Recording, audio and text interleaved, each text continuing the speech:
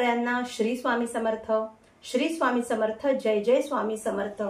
घर, जॉब आणि अध्यात्म या आपल्या सगळ्यांच्या मराठी यूट्यूब चॅनलमध्ये मी सगळ्यांचं स्वागत करते। आणि आज एक अतिशय छान आणि श्रेष्ठ अशा व्रताची पूजा विधी मी तुमच्यापर्यंत घेऊन आलेली आहे। आणि ते व्रत म्हणजे गत वैभव, मग ते वैभव शारीरिक असो, मानसिक असो किंवा आर्थिक असो, गत वैभव प्राप्त करण्यासाठी म्हणजे गत मानसन्मान, गत आरोग्य, गत वैभव प्राप्त करण्यासाठी जे अतिशय श्रेष्ठ आणि एकमेव असं व्रत आहे ते म्हणजे अनंत चतुर्दशीचं व्रत। गुरुचरित्र ग्रंथ ज्यांनी वाचला आहे त्यांना माहिती असेल की अनंत चतुर्दशीचं जे व्रत आहे ते आपल्या गुरुचरित्राच्या 43व्या अध्यायामध्ये वर्णन केलेलं आहे। पांडवांनी जेव्हा इतकं संपूर्ण मेहनत करून देखील म्हणजे ते स्वतः आपलं दुसरं राज्य निर्माण करतात आणि त्यांचं सगळं वैभव त्यांच्याकडून हिरावलं जातं, त्यांना अरण्यात जावं लागतं। त्यामुळे ते गतवैभव प्राप्त करण्यासाठी भगवान श्रीकृष्णांनी त्यांना जे अतिशय प्रभावी असं व्रत सांगितलं होतं ते व्रत म्हणजे अनंत चतुर्दशीचं व्रत। तर या दिवशी याची पूजा कशी करायची, तो जो व्हिडिओ आहे तो येणाऱ्या म्हणजे अनंत चतुर्दशीचं व्रत पूजा कशी करायची हे आपण पुढच्या व्हिडिओमध्ये बघणार पण आहोत। पण याशिवाय ज्यांना अनंत चतुर्दशी संपूर्ण व्रत करणं शक्य होत नसेल तर अनंत चतुर्दशीच्या दिवशी केल्या जाणारी भगवान श्री हरी विष्णूंची अतिशय श्रेष्ठ अशी सेवा आहे ती म्हणजे 1000 तुलसी पत्र अर्चन करण्याची सेवा। म्हणजेच भगवान विष्णूंना अनंत चतुर्दशीच्या दिवशी जो कोणी त्यांचं पूजन 1000 तुळशी पत्र अर्पण करून करतो त्याला कुठल्याही प्रकारची आर्थिक समस्याही राहत नाही आणि त्यांच्या घरी सतत अखंडित वैभव कायम टिकून राहते। आणि ज्यांचं कोणाचं वैभव गेलेलं असेल, ज्यांचा मान सन्मान गेलेला असेल, ज्यांचं आरोग्य गेलेलं असेल, थोडक्यात काय जी गतक झालेली लक्ष्मी आहे, मग ती आरोग्य लक्ष्मी असो, धनलक्ष्मी असो, विद्यालक्ष्मी असो, कोणतीही लक्ष्मी असो, जी गत झालेली आहे, गेलेली आहे, ती लक्ष्मी पुन्हा प्राप्त करण्यासाठी करण्यात येणारं एकमेव व्रत म्हणजे अनंत चतुर्दशीचं व्रत आहे। तर या दिवशी आपल्याला 1000 तुळशीपत्रांनी भगवान श्री हरी विष्णूंचं पूजन करायचं आहे। पूजा मांडणी कशी करायची, त्यासाठी कोणती सेवा करायची हे आपण पुढे व्हिडिओमध्ये बघणारच आहोत। अनंत चतुर्दशी ही यावर्षी 6 सप्टेंबर 2025 रोजी आलेली आहे आणि 6 सप्टेंबर 2025 ला उत्तर रात्री 1:41 पौर्णिमा तिथी सुरू होते। त्यामुळे अनंत चतुर्दशीचं व्रत हे आपल्याला दिवसभर आपण कधीही करू शकतो आणि दुसऱ्या दिवशी पौर्णिमेचं जे पूजन आपण सत्यनारायण करतो ते आपल्याला 7 तारखेला करायचं आहे, रविवारी म्हणजे 7 सप्टेंबर 2025 ला आपल्याला सत्यनारायणाचा विधी करायचा आहे। पण अनंत चतुर्दशीची पूजा आपल्याला शनिवारी 6 सप्टेंबर 2025 ला करायचा आहे। तर हा साधा सोपा विधी आपल्याला 1000 तुळशीपत्रांनी यांचं पूजन करायचं आहे आणि मी तुम्हाला आता पुढे दाखवणार आहे। अनंता आपल्याला तयार करायचा आहे। अनंता म्हणजे एक आपल्याला दोरा तयार करायचा आहे, जो तुम्ही कलावा घेतला तरी चालेल, लोगरीचा दोरा घेतला तरी चालेल, नसेल तर आपला साधा पांढरा सुती दोरा असतो तो घेऊन त्याला हळदी कुंकू लावून त्याला रंगीत करायचं आणि त्यावर 14 गाठी आपल्याला बांधायच्या आहे। या 14 गाठी जे 14 लोक आहेत त्या 14 लोकांचं जे अस्तित्व आहे ते यामध्ये दर्शवितात आणि 14 लोकांमध्ये जे काही सुख समाधान आहे किंवा जे काही ऐश्वर्य आहे, तिथलं जे काही वैभव आहे ते प्राप्त होण्यास आपल्याला मदत करतात अशी मान्यता आहे। आणि पूजा विधी आपल्याला होईपर्यंत भगवान श्री हरी विष्णूंच्या फोटोजवळ तो अनंता ठेवायचा आहे। तुमच्या घरामध्ये जेवढे सदस्य असतील तेवढ्यांच्या नावाने तुम्ही अनंताचे दोरे तयार करू शकता 14 गाठींचे, किंवा एक दोरा जर केला तरी अतिशय चांगलं। आणि हा जो तुम्ही एकच दोरा तयार कराल हा दोरा जो घराचा कर्ता पुरुष असतो त्याच्या हातामध्ये बांधायचा। दुसरी गोष्ट म्हणजे स्त्रियांनी हा दोरा आपल्या डाव्या हातामध्ये बांधायचा, पुरुषांनी हा दोरा आपल्या उजव्या हातामध्ये बांधायचा। त्याचप्रमाणे मुलींनी डाव्या हातात, लहान मुलांनी उजव्या हातात बांधायचा।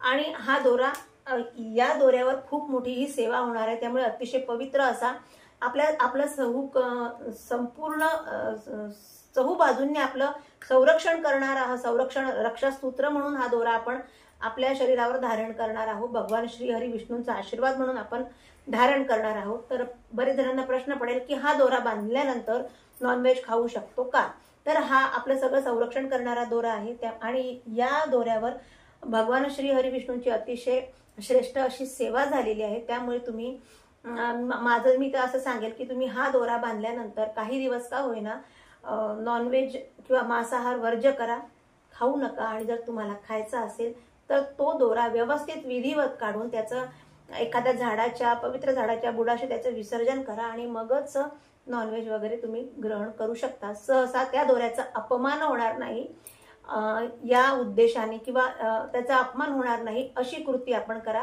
कारण की ही जी सहस्त्र नामाची सेवा आहे आणि आपण 1000 तुळशीपत्र अर्पण करणार आहोत, अतिशय श्रेष्ठ सेवा आहे। त्यामुळे आपण एवढी मोठी सेवा करू आणि ती थोड्याशा गोष्टींनी गमावू हे योग्य राहणार नाही।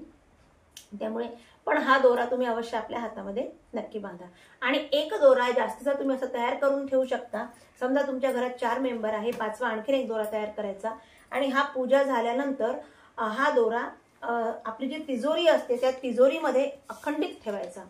असं म्हणतात अनंत चतुर्दशीचं व्रत जो 14 वर्ष अखंडित करतो आणि 14 वर्ष हा जो आनंदाचा दोरा आपल्या हातामध्ये बांधतात त्याला कुठल्याही प्रकारची हानी होत नाही, त्याला कुठल्याही प्रकारचा त्रास होत नाही, त्याच्यावर कुठल्याही प्रकारची जी म्हणतात अशी दुष्ट शक्ती त्याच्यावर हानी करत नाही, त्याला बाधित करत नाही। आणि सगळ्यात महत्त्वाचं म्हणजे हा दोरा जो धारण करतो अशी पूजा करून त्याला भगवान श्री हरी विष्णूंच्या लोकांमध्ये स्थान मिळतं।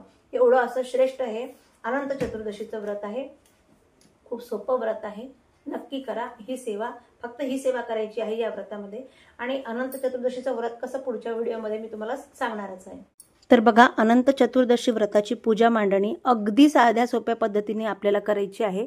कारण आपल्याला खूप मोठ्या दिखाव्यापेक्षा आपल्याला सेवा ही महत्त्वाची आहे। अशा पद्धतीने आपल्याला पूजा मांडणी करायची आहे। आपल्या घरी जो भगवान नारायणाचा जो फोटो असेल आणि सहसा आपल्याला दिंडोरी प्रणित श्री स्वामी समर्थ महाराजांच्या मार्गामध्ये सांगितलं जातं की भगवान श्री हरी विष्णूंची सेवा करत असताना लक्ष्मी मातेचा फोटो हा आपल्या देवघरामध्ये असायलाच हवा आणि याच फोटोवर आपल्याला सेवाही करायची आहे।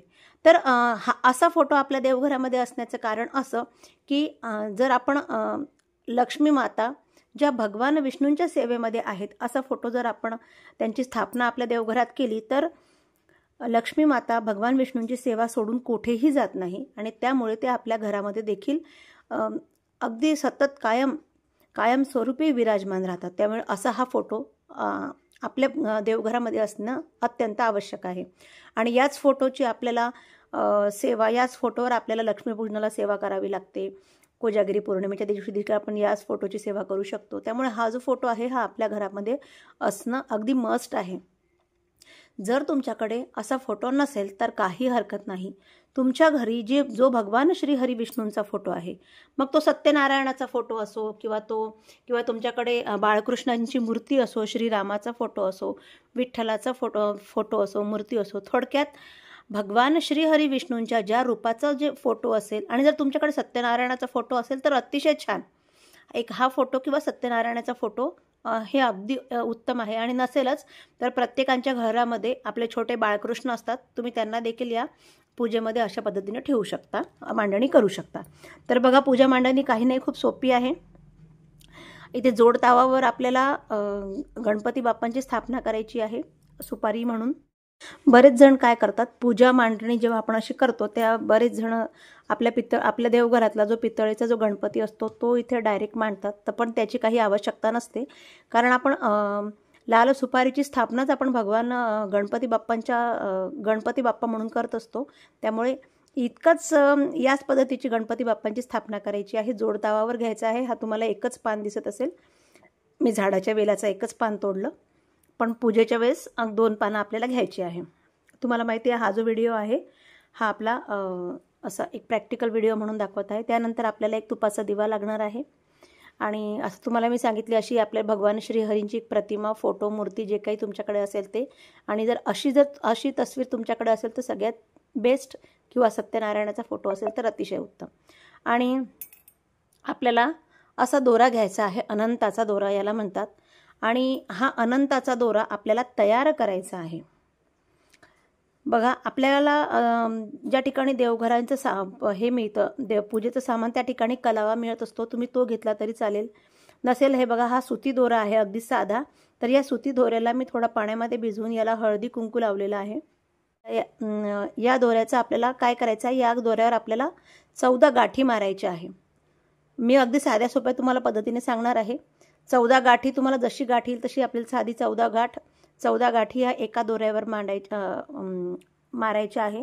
आणि पूजा झाल्यानंतर आपली संपूर्ण अनंत चतुर्दशीची पूजा झाल्यानंतर हा दोरा घरातल्या कर्त्या पुरुषाने आपल्या हातामध्ये बांधायचा आहे. किंवा तुम्ही तुमच्या घरामध्ये जेवढे सदस्य असतील, समजा तुमच्या घरामध्ये 4 व्यक्ती आहेत, तुम्ही 4 व्यक्तींसाठी देखील हा आनंदाचा दोरा तयार करू शकता. आता गाठी कशा मारायच्या, फक्त हातात बघा. हा जो दोरा आहे अगदी साध्या गाठी मारायच्या आपल्याला, खूप कठीणात जायचं नाहीये. ही झाली एक गाठ.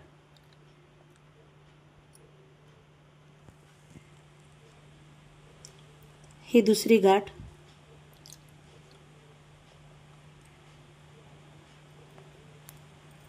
त्यानंतर ही तिसरी गाठ. अशा आपल्याला 14 गाठी मारून घ्यायच्या आहे.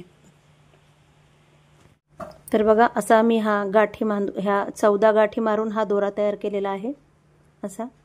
आणि जितके दोरे तुम्ही घ्याल तितके आपल्याला अशा प्रत्येक दोऱ्याला अशा गाठी मारून असा दोरा इथे भगवान श्री हरी विष्णूंच्या पायाजवळ ठेवायचा आहे. आणि आता आपल्याला सुरुवात करायची आहे पूजाविधी करण्यासाठी. आणि काय सेवा करायची ते बघून घेऊया. खूपच सोपी सेवा आहे, नक्की सगळ्यांनी करा. अनंत चतुर्दशीचं व्रत हे अतिशय श्रेष्ठ आणि अखंड लक्ष्मी प्राप्तीसाठी केले जाणारं व्रत आहे. तर पूजेची सुरुवात करूया. सर्वप्रथम आपण दीप प्रज्वलन करून आपल्याला इतकं पूजेचं सामान लागणार आहे. आपल्याला पूजेसाठी साहित्यामध्ये विष्णू सहस्त्रनाम स्तोत्र लागणार आहे. त्यानंतर फुलं, एक हार, नैवेद्य तुम्ही घरी आपण जो भाजी भाकरीचा नैवेद्य बनवू तो देखील करायचा. आणि अनंत चतुर्दशी असल्यामुळे आपण आपल्या घरात साहजिकच आहे गणपती बाप्पांचं विसर्जन असतं, त्यामुळे पंचपक्वान्न हे झालेलेच असतात. अक्षता, हळदी कुंकू आणि अष्टगंध. त्याचप्रमाणे आपल्याला अतिशय महत्त्वाची गोष्ट लागणार आहे ते म्हणजे 108 तुळशीपत्र किंवा 1000 तुळशीपत्र. अनंत चतुर्दशीच्या दिवशी भगवान श्री हरी विष्णूंचं 1000 तुळशीपत्रांनी हे पूजन अनंत चतुर्दशीचं करायचं असतं. पण आता हा व्हिडिओ तुम्हाला मी पूजाविधी दाखवण्यासाठी करते, त्यामुळे मी अगदी मोजकेच तुळशीपत्र हे घेतलेले आहेत. बघा इथे आपण दिवा लावून घेतलेला आहे. आपण सर्वप्रथम दिव्याचं पूजन करणार आहोत. दिव्याला हळदी कुंकू अक्षता अर्पण करायच्या.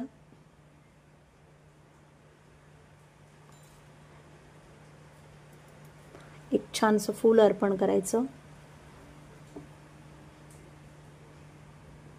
पूजा मांडणी करायच्या आधी आपल्याला सर्वप्रथम हातामध्ये अक्षता घेऊन आपल्याला संकल्प करायचा आहे की आपण अखंड हे जे अनंत चतुर्दशीचं जे अतिशय प्रभावी आणि पुण्यकारक गत वैभव प्राप्तीचं जे व्रत आहे ते मी व्रत करतो आहे म्हणून, आणि कशासाठी हे व्रत करतो आहे हे देखील आपल्याला आपल्या संकल्पामध्ये बोलायचं आहे. गणपती बाप्पांना आपल्याला अक्षता अर्पण करून आवाहनार्थम अक्षतां समर्पयामी असं म्हणायचं.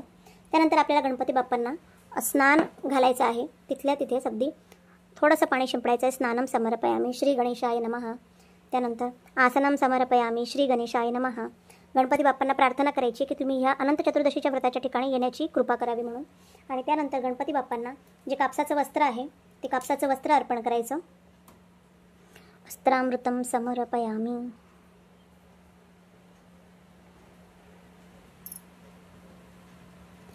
गणपती बाप्पांचं संपूर्ण आपल्याला पंचोपचार पूजन करायचं आहे. अष्टगंधम समर्पयामी.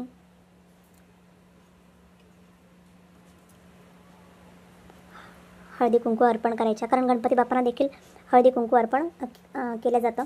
त्यानंतर गणपती बाप्पांना एखादं लाल रंगाचं जे फूल असेल, लाल रंगाचं फूल आपल्याला त्यांना अर्पण करायचं.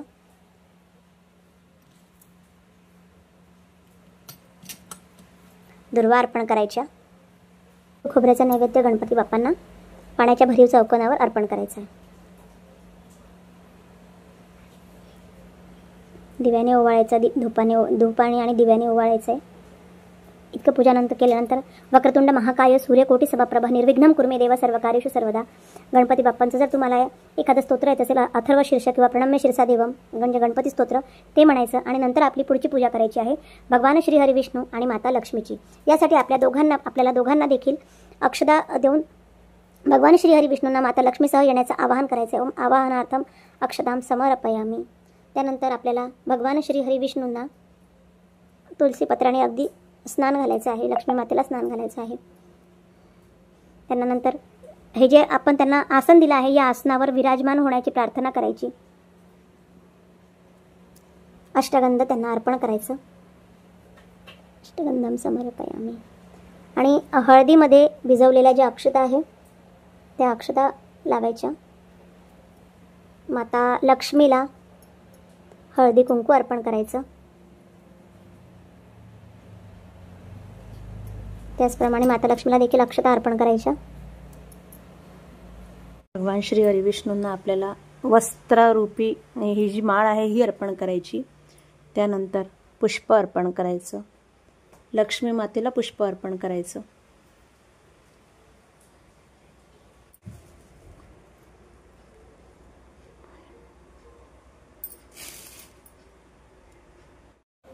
आपल्याला दोन लक्ष्मीचे हे जे दोन पावलं आहेत हे आवर्जून काढायचे आहे.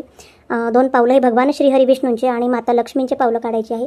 यांचा देखील आपल्याला हळदी कुंकू अर्पण करून पूजन करायचं आहे.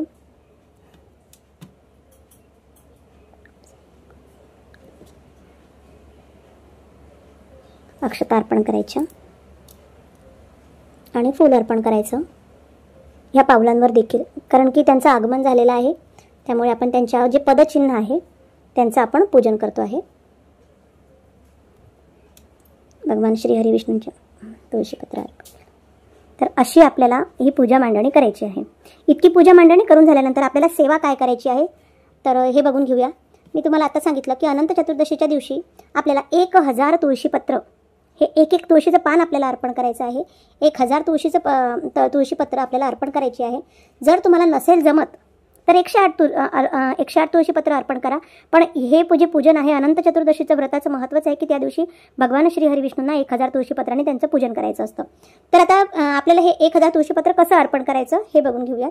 भगवान श्री हरी विष्णूंना तुळशीपत्र अर्पण करायचं. आणि या पूजनाचं महत्त्वच हे आहे की ज्याप्रमाणे भगवान श्री हरी विष्णूंना तुळशी माता अतिशय प्रिय आहेत, त्यांना तुळस अतिशय प्रिय आहे, त्याचप्रमाणे आम्ही भगवंतांना प्रिय होत. त्याचप्रमाणे तुळशी माता ज्याप्रमाणे त्यांच्या अगदी जवळ आहेत त्याचप्रमाणे तुम्ही आम्हाला जवळ करू अशी आपण मनातून अपेक्षा ठेवून, अशी आपण इच्छा ठेवून हे पूजन आपल्याला करायचं आहे. नैवेद्य अर्पण करायचा. आता या ठिकाणी मी साधा हा नैवेद्य अर्पण करते आहे. पण ज्या दिवशी आपण अनंत चतुर्दशीचं पूजन करू त्या दिवशी आपल्याला भगवानांना आपल्या घरी जो काही स्वयंपाक होईल छानसा त्या स्वयंपाकाचा नैवेद्य अर्पण करायचा आहे. कारण एवढी मोठी आपण पूजा करतो आहे. पत्रांनी भगवंताचं पूजन करायचं आहे 1000 तुळशीपत्रांनी, म्हणजे सहस्त्र तुळशीपत्रांनी. तर त्यासाठी आपल्याला काय सेवा करायची बघून घेऊ. तर बघा, हे आहे विष्णू सहस्त्रनाम स्तोत्रम. आणि या स्तोत्राचं विष्णू सहस्त्रनाम स्तोत्र म्हणजे विष्णू भगवानांचे सहस्त्र नाम दिलेले आहे त्याच्यामध्ये. ही अथ श्री विष्णू सहस्त्रनामावली. ओम विश्वस्मै नमः, ओम विष्णवे नमः, ओम वषट्काराय नमः, ओम भूतभव्य भवत्प्रभवे नमः, ओम भूतकृतये नमः, ओम भूतभृते नमः असं म्हणत आपल्याला एक तुळशीपत्र भगवान श्री हरी विष्णूंना अर्पण करायचं आहे. असं एक आपल्याला नाव घेत अर्पण करायचं. आता मी इथे 1000 तुळशीपत्र नाही दाखवले तुम्हाला, पण त्या दिवशी सगळ्यात महत्त्वाची मी तुम्हाला पुन्हा सांगते. त्या दिवशी महत्त्वाची सेवा म्हणजे भगवान श्री हरी विष्णूंचं 1000 तुळशीपत्रांनी पूजन करणं होय. तर या पूजनाने आपलं गत वैभव, गत मान सन्मान, गत आरोग्य म्हणजे जे काही गेलेलं वैभव आहे, मग ते शारीरिक वैभव असो, मानसिक असो, आर्थिक असो, कुठलंही वैभव जे गत झालेलं आहे, जे गेलेलं आहे ते आपल्याला प्राप्त होतं. याशिवाय लक्ष्मी मातेची अखंड कृपा आपल्या संपूर्ण कुटुंबावर, घरावर राहते. आता अशा प्रकारचं पूजन झाल्यानंतर आपल्याला हे पूजन आपण साहजिक आहे, आपण पूजन झाल्यानंतर हे पूजन असंच ठेवतो. आणि हे जे आपण आता हे जे दोरे तयार केलेले आहे अनंताचे दोरे, ज्या दिवशी आपण दुसऱ्या दिवशी या सर्व पूजेवर खडीसाखरेचा किंवा दही भाताचा नैवेद्य अर्पण करायचा आणि अक्षता अर्पण करायच्या पुनरागमनाच्या, म्हणून त्यांना भगवान श्री हरी विष्णूंना तुमची जी काही आर्थिक समस्या वगैरे असेल, जी काही समस्या असेल त्यासाठी प्रार्थना करायची आणि पूजेचं विसर्जन करायचं. विसर्जन झाल्यानंतर जो अनंताचा दोरा आहे तो आपल्या घरातल्या प्रत्येक व्यक्तीने हाताला बांधायचा. स्त्रियांनी डाव्या हाताला बांधायचा आणि पुरुषांनी हा उजव्या हाताला बांधायचा. आणि विशेष करून घरातल्या कर्त्या पुरुषांनी हा जो धागा आहे अनंताचा 14 गाठींचा, याला अनंता म्हणतात, तर तो आपल्या हाताला बांधायचाच. तर आशा करते तुम्हाला आजचा व्हिडिओ आवडला असेल. व्हिडिओ आवडला असेल तर नक्की चॅनलला नक्की व्हिडिओला लाईक करा. चॅनलवर पहिल्यांदा तुम्ही आले असाल तर सबस्क्राईब जरूर करा. आणि असेच पुढचे नवनवीन येणारे व्हिडिओ बघण्यासाठी बेल आयकॉन प्रेस करून त्यातलं ऑल ऑप्शन दाबा.